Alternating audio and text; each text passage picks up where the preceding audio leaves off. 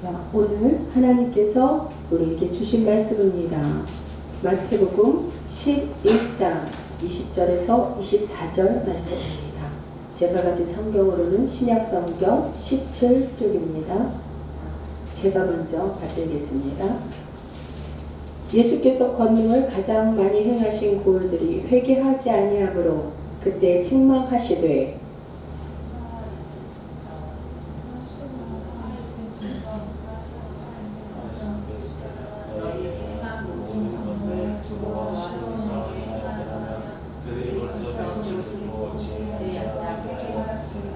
내가 너희에게 이르노니 심판날에 두로와 시돈이 너희보다 견디기 쉬우리라.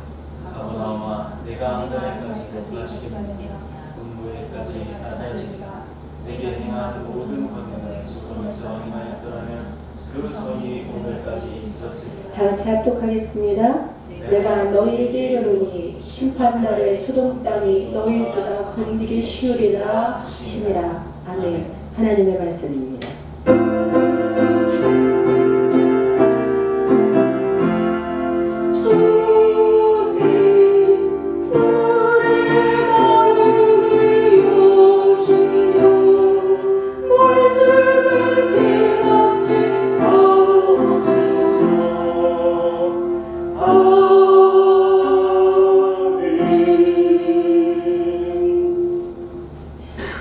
오늘 시간에 회개 운동이라는 제목을 가지고 윤석동 담임 목사님 나오셔서 큰 은혜 받으실 때 아멘으로 크게 화답하시길 바랍니다.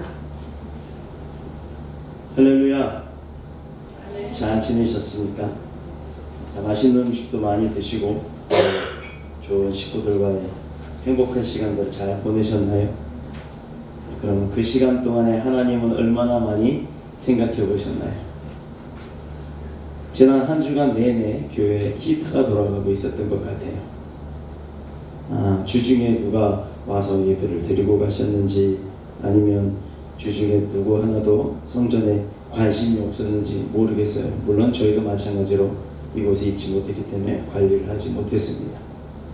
제가 무엇을 얘기하고자 하냐면 오늘은 회개합시다 라는 말씀의 제목을 가지고 함께 은혜를 나눌 텐데 우리가 어떤 것을 삶 가운데서 어떤 것을 중요시하고 또 어떤 것을 기준으로 삼고 살 때 그 어떤 것이 과연 하나님의 입장에서 합당한 것이 있는가, 그것을 먼저 좀 돌아보고자 하는 생각으로 말씀을 시작합니다. 몇 년 전에 미국의 클린트 이스트우드라고 하는 아주 유명한 배우가 있죠. 그 배우가 만든 영화 제이 에드라고 하는 그 영화가 개봉을 한 적이 있습니다. 그 영화의 이제 주제는 뭐냐면 미국의 그 정보기관인 FBI를 주관할 수 있고 운영할 수 있는 그 관장을 하는 장관을 지내면서 소련과 미국과의 그 전쟁, 냉전 시대가 있었던 그 시대, 냉전기, 그러니까 자유민주주의와 공산주의의 냉전이 있었던 그 시대 8대에 걸친 미국 대통령이 있었지만 그 8대에 걸친 대통령들이 FBI라는 조직 때문에 벌벌벌 떨게 만들었던 에드가 후보라고 하는 사람의 일대기를 다룬 이야기예요.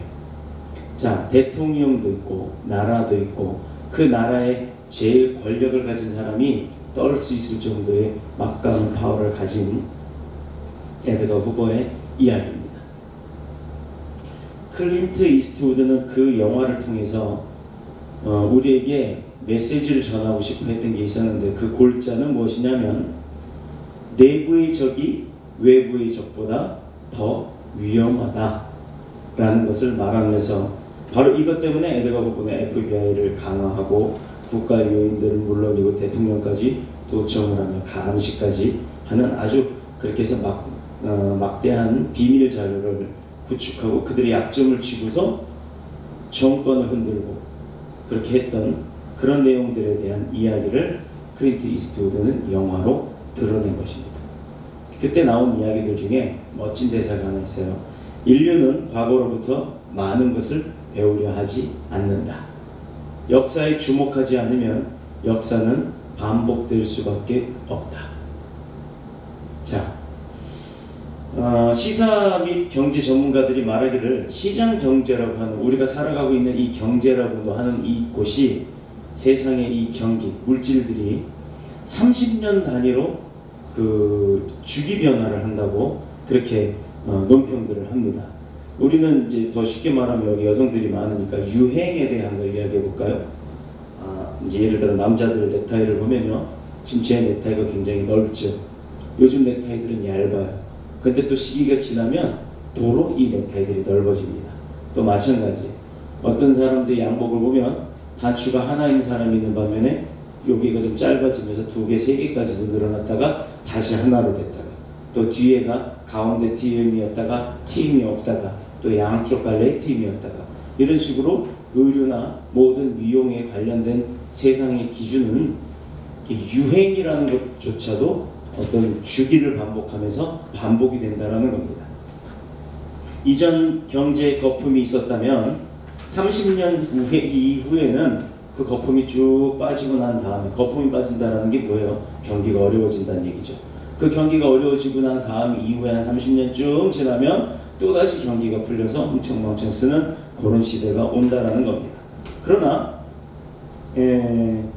사람들이 그 계속해서 반복되어지는 것에 대한 것을 중요시 여기지 않는 것, 그래서 이유가 뭐냐면, 왜 굳이 어려운 길을 반복적으로 되돌아가느냐, 또 그렇게 반복적으로 경기가 반복이 될 때 그것을 막는 방법들을 연구하지 않느냐, 이것은요 사람들이 과거로부터 배우려고 하지 않기 때문이라는 겁니다.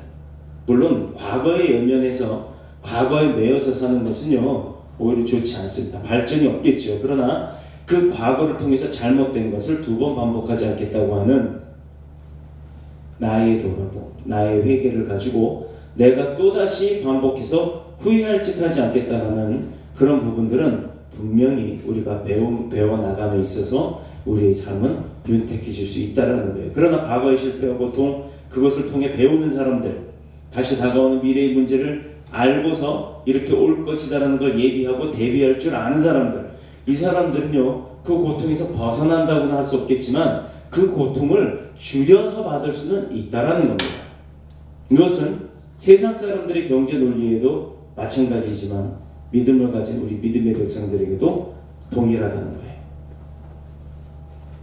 하나님의 백성된 우리도 마찬가지로 어떤 의미에서는 세상 사람들보다, 또 우리는 성경에 기록된 과거의 역사, 그리고 과거의 인물들의 삶의 방식들, 그리고 심지어 우리의 개인의 삶에 있어서도 그 과거를 돌아보지 않는다면, 견주어 보지 않는다면 그 사람은요 아무리 경건함이 있고 열정을 가진 성도라 할지라도 소망이 없다고 해도 과언이 아닐 것입니다. 오늘 본문의 말씀은 갈릴리에 있는 여러 도시를 향해 예수님의 책망과 분노와 그리고 무서운 저주로 시작을 합니다. 자, 늘 우리가 알고 있는 예수님은 어떤 예수님이에요? 누가 한번 얘기해 볼 수 있어요? 예수님은 어떤 분인가? 사랑이 많으신 분, 긍휼하심이 많으신 분, 베풀어 주기를 즐겨하시는 분, 또 남을 고쳐주고 남을 위해 희생하시기를 즐겨하시는 분. 바로 이런 분이 저와 여러분이 배워왔고 또 알고 있는 예수님의 모습이에요. 늘 사랑과 자비를 행하시며 사람들을 불쌍히 여기시던 평소의 예수님의 모습과는 정반대의 모습이 오늘 본문에서 나온다 이 말입니다. 그럼 우리가 오늘 본문만 잘 보고 본문만 잘 배우면 하나님으로부터, 예수님으로부터 저주받을 일이 없다는 얘기죠. 반대로 생각하면 회개함을 통해서 우리가 얻을 수 있는 것이 무엇이냐? 바로 축복이라는 겁니다. 우리 교회는요 회개합시다 제목이 이렇다고 너 뭐 잘못했을까 회개해, 이게 아니에요. 자, 이유가 뭐냐? 왜 예수님께서, 그 사랑의 긍휼의 하나님께서, 예수님께서 왜 진노하셨는가? 20절에 보면 그 내용이 나오죠. 예수님 자신이 그 권능을 가장 많이 베푸셨던 곳, 20절에 뭐라고 나와요? 어디라고 나와요? 자, 우리 성경 한번 볼까요? 성경 본문 20절에 예수님께서 권능을 가장 많이 행하신 고을들이 회개하지 아니함으로 그때 책망하시되. 어떤 고을이에요? 그 다음 절에 보면 나오잖아요. 고라신, 벳세다, 두로와 시돈. 주님이 가장 사랑하셨던 곳입니다. 다시 말해서 그들이 하나님의 능력을 보았는데도 회개할 줄 모르고 여전히 죄악 가운데, 우상 가운데 빠져 있었다 이 말이에요. 하나님의 은혜에 대하여 도리어 그들의 마음이 주님의 권능과 능력이 선포되어지고 보여졌음에도 불구하고 보고도 그 마음의 변화가 있지 않았다라는 겁니다. 그 마음을 오히려 강팍하게 만들었어요. 자, 그러므로 인해서 그들이 장차 받을 하나님의 심판, 그리고 이방 도시인 두로와 시돈보다도 더할 것이라고 선언을 합니다. 너네가 나 믿지 않았던 시돈, 그 다음에 두로, 그것보다도 너네가 더 고통을 받게 될 것이다 라고 저주를 하세요. 자, 우리가 주목할 것은 여기 고라신이나 베세다나 가버나움의 도시들이 주님의 많은 능력과 기적을 목격을 했음에도 불구하고, 즉 체험을 했음에도 불구하고 믿지도 않고 회개하지도 않았다는 것을 주목해야 됩니다. 이런 이 사람들이 얼마나 완악하겠어요. 자, 여러분, 보았다는 얘기예요. 지금 이 지역의 사람들이 주님께서 하신 일을 보았습니다. 보았는데도 안 믿어요. 그러니 보지 않고 믿는 믿음이 더 크다, 축복되도다 라고 하신 주님의 말씀이 이제 이해되십니까? 바로 저와 여러분이 그런 사람인 줄로 믿습니다. 이 당시에 베스다나 가버나움 도시에서 하셨던 주님의 일을 본 사람들이 있었는데 그들이 움직이지 않았다는 거예요. 자, 우리가 예를 들어서 연말 지나서 이제 연초지만 연말쯤 되면은 디너쇼라는 걸 하잖아요. 밥을 먹으면서 어떤 연예인들이 나와서 노래를 부르거나 심지어 또 이렇게 마술 공연을 하는 것들을 봐요. 그때 보면 사람들이 깜짝깜짝 놀라죠. 손에 있던 공이 금방 없어지고 손에 아무것도 없던 그 사람이 갑자기 어디서 비둘기가 툭 튀어나오고 이러면 우와 합니다. 그런데 주님이 진짜로 죽은 자를 살리시고 안진뱅이를 일으키고 하는 그런 기적이 이 눈앞에서, 내 눈앞에서도 펼쳐지고 있는데 우아는커녕 저거 쇼 아닌가 하는 의심을 하더라 이 말입니다. 사람들의 심리 가운데는요, 내가 직접적으로 겪어보지 않으면요 믿지 않는 그런 습성들이 있어요. 특히 내 눈앞에서 보여지는 그런 많은 습성, 그 기적들이 눈앞에도 보여짐에도 불구하고 내가 겪지 않으니까 설마 하는 부정적 관념을 갖는 사람이 있는 반면, 눈앞에서 눈속임인 그 마술일지라도 그거에 대한 오버액션을 할 정도로 우아하면서 감탄을 하는 그런 긍정적인 사람도 있더라 이 말입니다. 자, 그렇다 그러면 여러분 한번 우리가 이 시대로 돌아갔다고 봅시다. 저와 여러분들 바로 앞에 이 가운데에서 주님이 안진뱅이를 일으키고 계세요. 주님께서 벙어리를 말하게 합니다. 주님께서 중풍 맞은 사람, 혈류병 환자를 다 고쳐서 벌떡벌떡 일어나게 합니다. 여러분은 어떠시겠어요? 그 장면을 어떻게라도 한 번쯤 직접, 이 기회가 어디냐, 내가 주님 볼 수 있는데, 주님이 행하시는 걸 볼 수 있는데 하고 까치발을 쓰든 무릎 꿇고 사람들 가랭이 사이로 들어가든 그 장면을 보려고 기를 쓸 것입니다. 삭개오가 그랬잖아요. 그래서 축복받았잖아요. 키 작은 삭개오가 나무 위에 올라가서 주님이 지나가시는 그 모습 한번 보려고, 주님 한번 보려고 했던 그 믿음의 마음이 주님을 감동하게 했어요. 또 여러 해 혈류병을 앓았던 여인이 주님의 옷자락을 잡음으로 말미암아 그 병이 그 믿음으로 나았다라고 합니다. 그 축복받았어요. 지금 이 자리에 여러분 주님이 오셔서 축사하시고 역사하고 계시면 여러분 그 자리에 그렇게 앉아 계실 수 있겠냐 이 말입니다. 사람은요, 평상시에 자기가 생각하던 것, 자기가 마음에 먹었던 것을 불순간에, 어떤 갑작스러운 순간에 그런 일들을 당하게 되면 그때 그 사람의 태도에서 그 사람이 평소에 어떤 마음을 갖고 살았는지가 나옵니다. 우리에게는 얼마만큼의 시간이 주어져 있을지 몰라요. 저나 여러분 누구에게도 시간은 공평하게 있으나 그 시간이 얼마만큼 남아있는지는 아무도 모릅니다. 그런데 지금 이 자리에 주님이 여기 와서 우리 눈앞에서 역사하고 계시다면 여러분 그렇게 앉아있을 수 있을까요? 어떻게든 주님을 만져보고 주님을 안아보고 그러고 싶은 마음이 더 크게 일어날 겁니다. 주님은 많은 능력과 기적을 행하셨음에도 불구하고 그것을 체험함에도 그 사람들이 믿지 않았다는 것, 회개하지도 않았다는 것, 이 사실에 주님이 화가 나시고 진노하셨던 겁니다. 성경에서 여러 번 반복하여 말씀하는 것은 많은 기적과 능력을 베푸시는 목적이 예수 그리스도께서 하나님의 아들이시요 인류를 죄에서로부터 구원할 메시아임을 알리는 데 있는 것이지, 그 영혼 하나 살린다고 뭐가 그렇게 달라지겠습니까? 주님이 여러분, 나 힘들어요, 나 어려워요, 우리 지금 형편 어렵으니까 형편 편할 수 있도록 물질 축복 좀 주세요 해갖고 물질을 주셨다 이 말이에요. 빵 하고. 그때 뭐가 달라질 것 같아요, 여러분? 그러면 그 물질을 받았다고 칩시다. 전부 다 한 100억씩 받았다고 칩시다. 100억이 통장에 있어요. 배불러요. 등 따셔요. 좋아요. 믿음 생활 열심히 할 거예요? 돈이 있으나 없으나 우리에게는 똑같습니다. 변화될 게 없다는 거예요. 다만 나의 자만이 들어올 수 있다는 것, 오히려 그 물질이라는 것이 축복이 아니라 저주의 도구가 될 수 있다는 것, 나를 망치던 도구가 될 수 있다는 것에 우리가 더 마음 깊이 그 마음을 써야 됩니다. 늘 물질이 있든 없든, 또 시간적 여유가 있든 없든, 나에게 건강이 있든 없든, 우리는 변하지 말고 그 변화, 어려움이 있든 없든 간에 우리는 변하지 않는 주님을 향한, 그 주님 한번 만져보고 싶어하는 그 마음의 믿음이 변치 않는 저와 여러분이 되시기를 예수님의 이름으로 축복합니다. 인류를 죄에서 구원할 메시아임을 알리기 위해서 이 땅에서 그 많은 일들을 하셨어요. 그래서 예수님은 그들 가운데 능력을 행하면 사람들이 믿고, 아, 저분이 진짜 그분이구나, 그러니 저분이 회개하라고 말씀하시니 내가 하나님 앞에 진짜 지은 죄가 많구나, 잘못된 생각을 했구나, 엉뚱한 짓들을 했구나, 그리고 회개할 줄 알았던 거예요. 그런데 결과가 어땠어요? 정반대였죠. 저 이거 좀 버리고 찬물로 좀 주세요. 그래서 오늘 우리의 자신의 참된 모습이 무엇인가? 진짜 내 모습은 무엇인가? 여러분 진짜 모습은 어떤 거예요?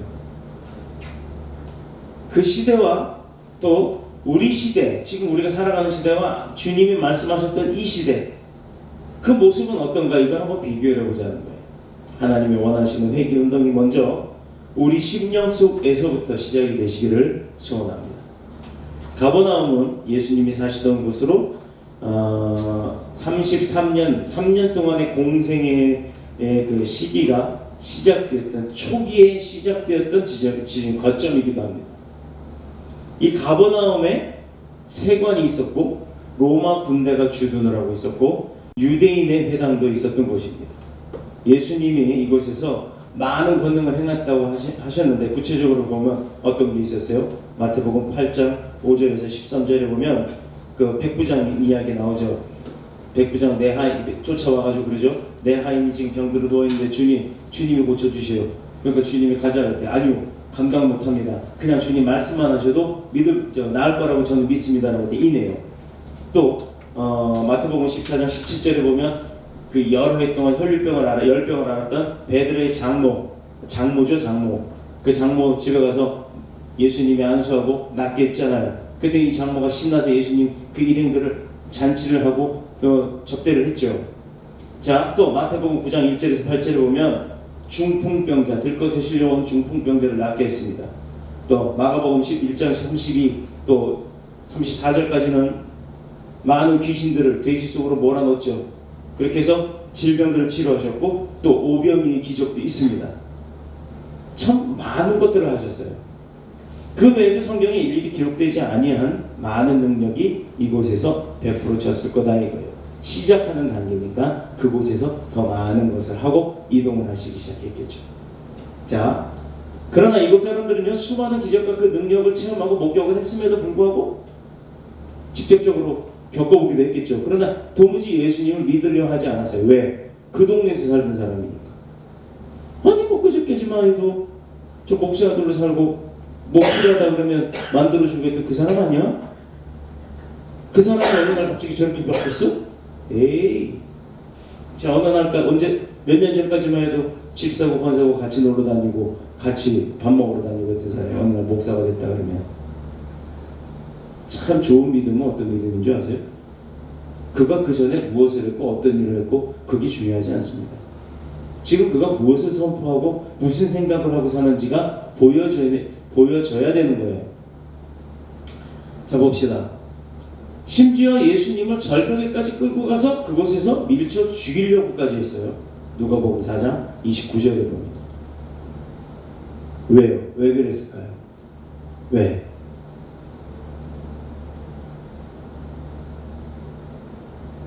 이유가 뭐라고 생각하세요, 여러분? 왜 그랬을까요? 왜 그 사람들이 그런 예수님을, 우리야 예수님이 어떻게 먹고 자고 있는지 모르잖아요. 근데 그렇게 먹고 자고 하고 같이 생활을 했던 그 예수님이 성장을 해서 하나님의 아들이었음이 드러나기 시작했는데 왜 그를 죽이려고까지 했을까? 대체 왜?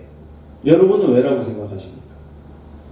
이것은요, 그 지역에 있었던 사람들, 가장 먼저 따라야 했었던 사람들을 통해 그들의 마음을 통해서 교만함이 들어갔어요. 그 마음이 돌같이 굳어버렸기 때문에 보여짐에도 불구하고 믿으려고 하질 않는 겁니다. 그렇다면 교만한 마음은 어떤 걸 교만한 마음이라고 해요? 나도 연약하고 부족하고 죄가 많은 인간인데 그것은 생각지 않아요. 나는 괜찮고 남만 비판합니다. 그리고 남을 공격합니다. 괴롭힙니다. 그리고 아니면 말고 툭툭 던져놓은 말, 생각 없이 멍청하게도 던져놓은 말들이 그 사람에게는 어떻게 다가오는지는 모르고 남을 위한 배려의 마음이 없는 것. 그리고도 나는 기독교인이요, 크리스찬이요, 하나님으로부터 축복받은 권사요, 장로요, 목사요 있다고 소리들 하고 살 수 있겠어요? 나부터 먼저 돌아가야 돼요. 나도 부족하고 연약하고 죄가 많은 인간임에도 불구하고 나는 괜찮고 남은 잘못됐다? 남을 비판하고 공격하고 괴롭히기도 하고 또 용서할 줄도 모르고 이해할 줄은 더더욱이 모르고 나만 잘났다고 똑똑하다고 성경 몇 구절 외울 줄 안다고 주절주절 러블러블. 그게 바로 교만한 마음입니다. 자기 자신이 똑똑하다고 생각하는 마음.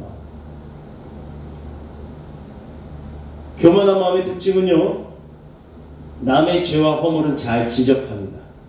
그러나 정작 자기 자신은요, 회개할 줄은 모른다는 거예요.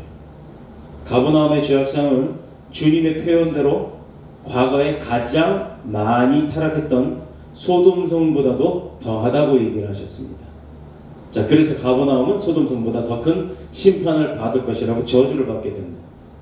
분명한 사실은요, 우리가 우리 안에 있는 이 죄성을 계속해서 방치해 둔다면 그 죄성은 우리의 영혼을 갉아먹고 약하게 만들어서 그리고 결국은 그런 믿음으로 말미암은 여러 가지 능력 그리고 힘들을 빼앗기게 됩니다. 다윗이 자기의 정욕을 이기지 못해서 우리아의 아내를 빼앗았고 그 후에 그가 뭐라고 고백을 했어요? 시편 38편 3절입니다.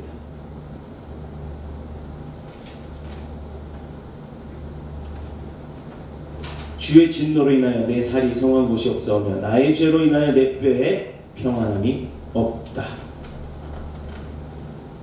주님의 진노로 인해서 내 보여지는 모습이 엉망이 되었고 나의 죄로 인해서 나 스스로도 무너졌다는 얘기예요.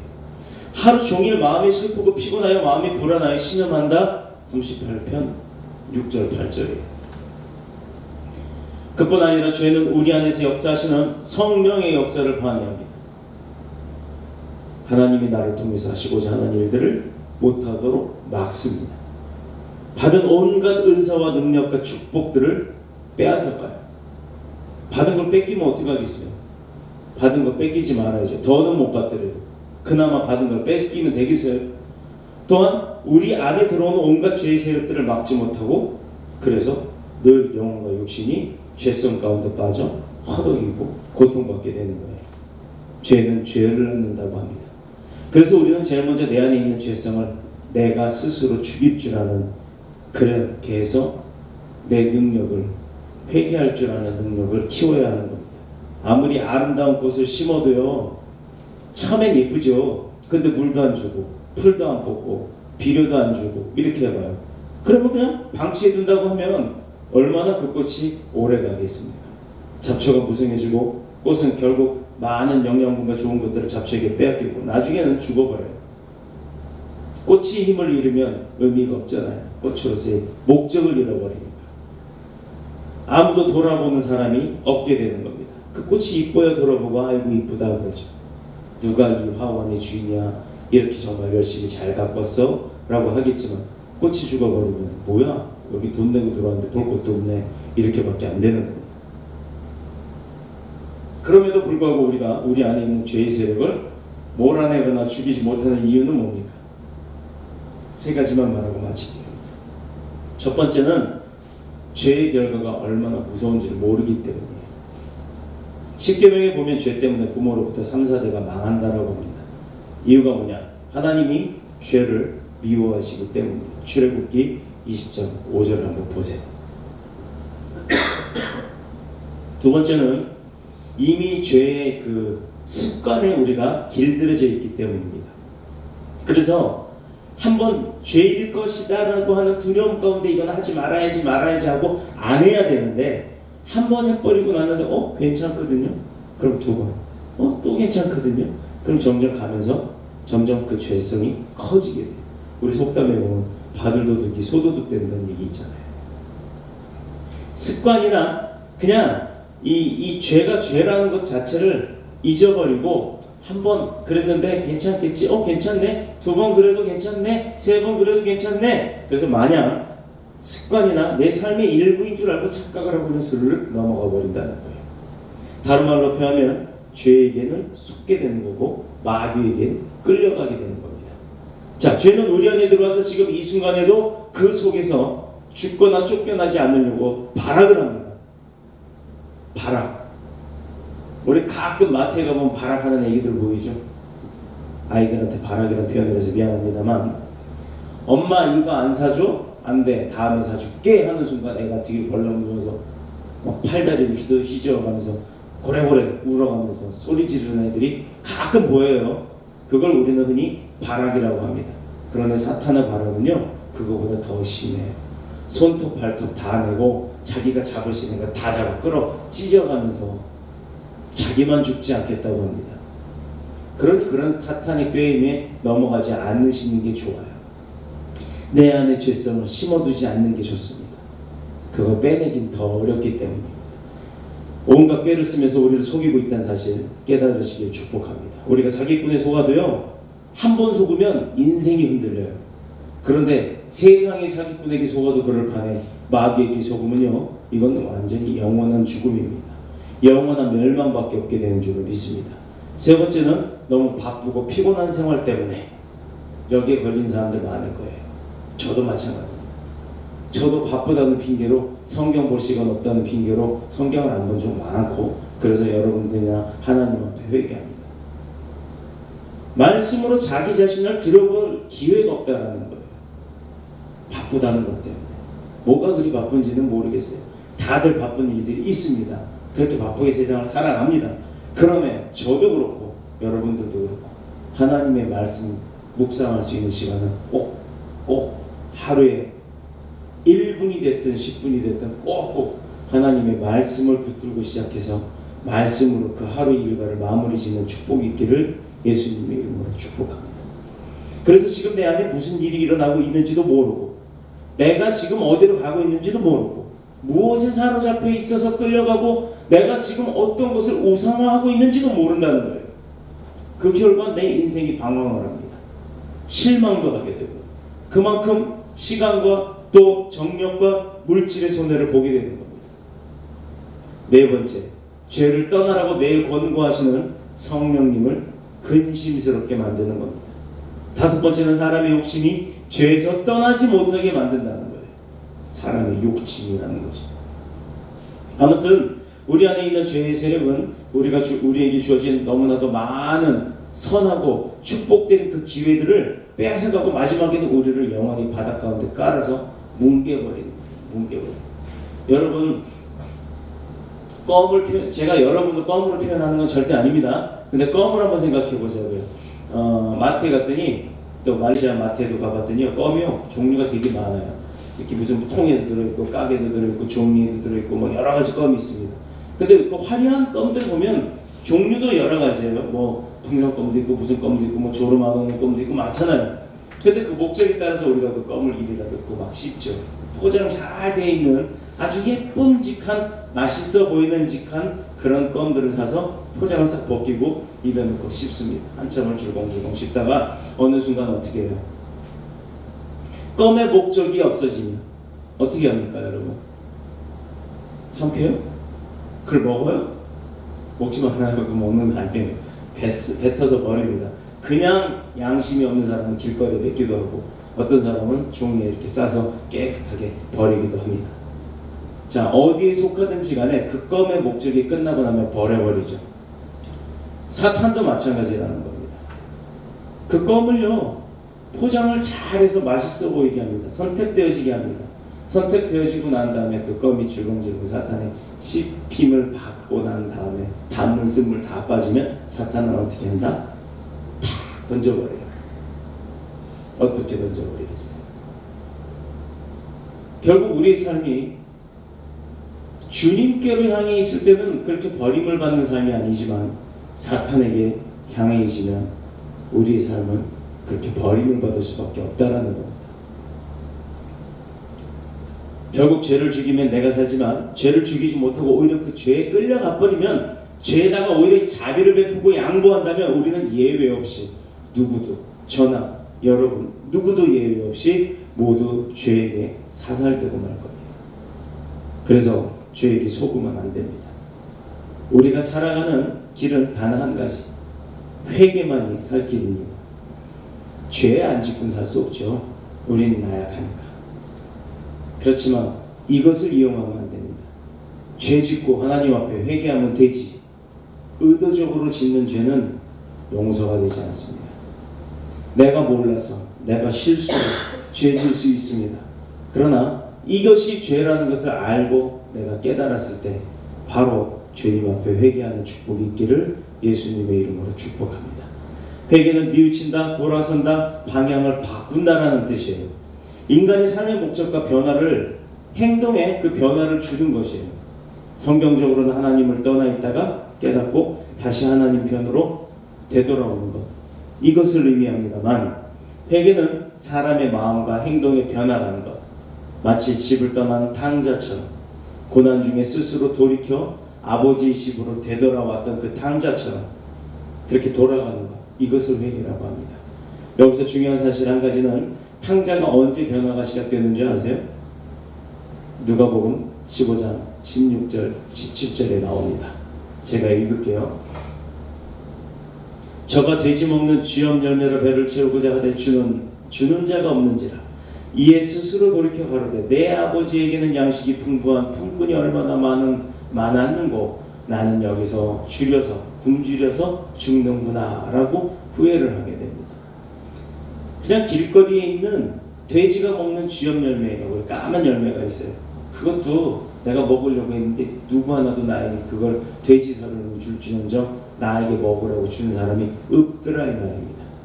그런데 가만 생각해보니, 내가 박차고 나왔던 내 아버지 집에 일꾼들조차도 배 굶는 사람은 없는데 나는 여기서 그 일꾼들보다도 못한 삶을 살다가 굶주려 죽겠구나 라는 생각이 들었을 때 회개가 들어왔다는 겁니다.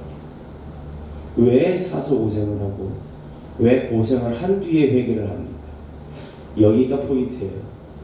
죄 짓지 않으면, 내 고집 욕심 부리지 않으면 내 안에 죄성이 없잖아요. 그러니 말씀 묵상 늘 하면서 주님과 동행하는 삶으로 내가 죄 짓지 않도록 잘 관리하시기를 축복합니다. 이게 축복이에요. 받은 것 어렵지요. 받는 거 어렵지요. 받은 거 뺏기지 말아야죠. 왜 뺏깁니까? 이게 바로 절체절명의 위기가 집 나간 탕자에게 돌아왔다는 거예요. 그때서야 비로소 후회를 해요. 이걸 한마디로 세상에서는 그러죠. 집 나가면 개고생, 집 나가면 개고생이라고 표현을 하는 거예요. 자, 어리석은 사람은 위기가 오지 않으면 결코 깨달을 줄 모르고 그래서 회개할 줄 모른다는 겁니다. 지혜로운 자가 되시겠습니까? 어리석은 자가 되시겠습니까? 저와 여러분 모두가 주님의 말씀 붙들고 그 안에서 고민, 방황, 낙심, 원망, 후회 다 떨궈버리고 오로지 성령의 도우심에 인치심을 받고 그 붙들림에, 아니 내가 오히려 붙들어서 회개거리를 만들지 않는 축복의 사람이 다 되시기를 그리스도이신 예수님의 이름으로 축복합니다. 축원합니다. 기도드리겠습니다. 주의 집의 영광